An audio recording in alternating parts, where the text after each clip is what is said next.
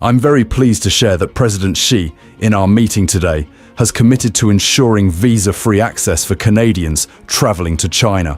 People have always been at the core of this relationship. Canada is home to a Chinese diaspora of 2 million. That was Mark Carney, Prime Minister of Canada, speaking from Beijing after a historic meeting with Xi Jinping, announcing visa-free travel between Canada and China.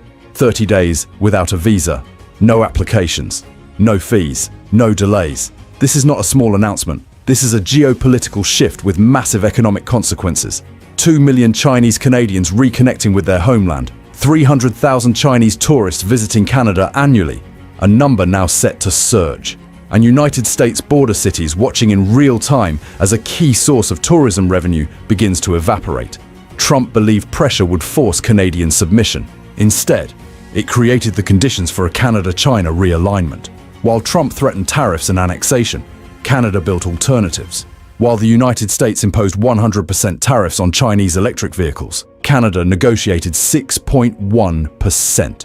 While Trump alienated allies, Carney flew to Beijing and secured a landmark partnership. The shock is complete. American border cities just lost their primary advantage. Today, we're showing you exactly how Canada-China visa-free travel reshapes North American tourism. How hundreds of thousands of Chinese visitors and Chinese Canadians previously routed through US border cities. How visa-free access eliminates that bottleneck entirely. How Trump's trade war pushed Canada toward China. And how this partnership makes American intervention effectively impossible. January 16th, 2026. Great Hall of the People, Beijing. Mark Carney meets Xi Jinping, the first Canadian prime ministerial visit to China in 8 years. Nearly a decade of frozen relations, the Meng Wanzhou arrest, the detention of the two Michaels, canola bans, tariff wars, a total diplomatic breakdown.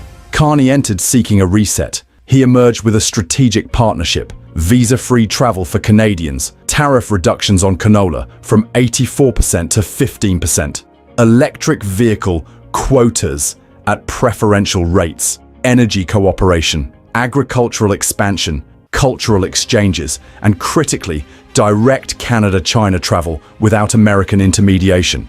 Both leaders called it a turning point. Both emphasized people-to-people ties, tourism, education, culture, family reunification. Details matter. Canadians will be able to stay in China for up to 30 days without a visa, no embassy visits, no paperwork, just a passport and a plane ticket.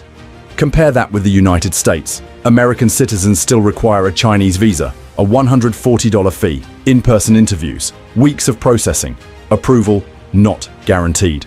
That asymmetry gives Canada a massive advantage. Canada's Chinese diaspora numbers 2 million, concentrated in Vancouver and Toronto, but present in every major city.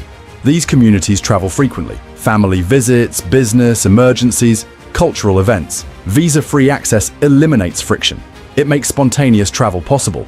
And for US border cities, it eliminates something even more important: transit traffic. For years, Chinese Canadians flew through Seattle, San Francisco, Los Angeles, Detroit, or Buffalo to reach China. They spent money in American airports, hotels, restaurants, rental cars. That traffic now disappears. Direct flights from Vancouver to Beijing and Shanghai, Toronto to Guangzhou. No US layovers, no US immigration, no US spending. 2 million Chinese Canadians now have zero reason to transit through the United States. That revenue loss is permanent. China is Canada's second largest source of tourists. 300,000 visitors in 2024, up 43% year over year. And many of those tourists previously entered through the United States, toured American cities, crossed the land border into Canada, then flew home from US airports. That model is now obsolete. Visa-free access means Chinese tourists fly directly to Canada. No dual-country itinerary, lower costs, fewer hassles. Canada becomes the primary destination, not an extension of a US trip. Industry analysts estimate Chinese tourism to Canada will double within 3 years, from 300,000 to 600,000 visitors annually, all arriving directly, none routing through the United States. Another revenue stream vanishes from American border economies. Then comes the World Cup. Canada co-hosts the 2026 FIFA World Cup with Vancouver and Toronto as host cities. Millions of visitors are expected. Chinese fans will attend in large numbers. Football's popularity in China is rising rapidly, and the World Cup is a premium global event. With visa-free access, Chinese tourists can attend matches in Canada without complications. Carney specifically raised the World Cup in Beijing, inviting Chinese visitors and promoting Canada as a welcoming destination. For US border cities, this is a lost opportunity. Chinese fans will fly directly to Toronto or Vancouver, stay in Canadian hotels, eat in Canadian restaurants, spend in Canadian shops, then fly home. No trips to Buffalo, Detroit or Seattle. The World Cup accelerates direct Canada-China connectivity while excluding the United States entirely.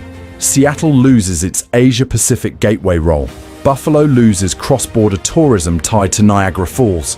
Detroit loses Chinese-Canadian air traffic from Toronto. Border mayors are already expressing concern. Airports are projecting declines. Hotels are reporting losses. Visa-free travel eliminates the US intermediary role, not just in tourism, but in services.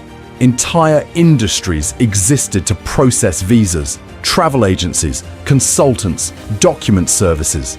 Many operated in US border cities, serving Canadian clients. That industry disappears overnight. This is not temporary. Visa-free travel is one pillar of a broader Canada-China strategic partnership.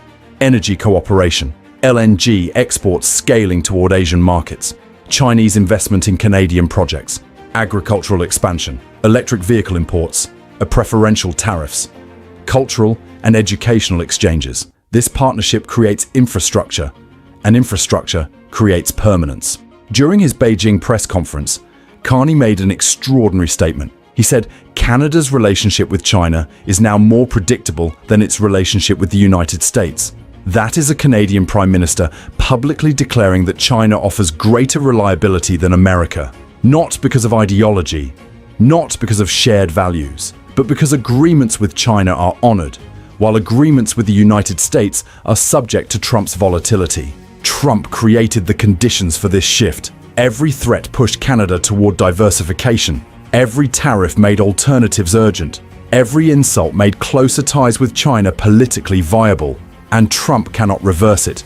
He cannot threaten Canada into abandoning a partnership that delivers tangible benefits. He cannot offer a market that matches China's scale. He cannot restore the intermediary role once direct routes, investments and infrastructure are in place. Direct flights will expand, airports will adapt, hotels will invest, tourism marketing will shift. These changes create path dependency. Once built, they sustain themselves. The United States is excluded from this new system, not the destination, not the hub, not the intermediary.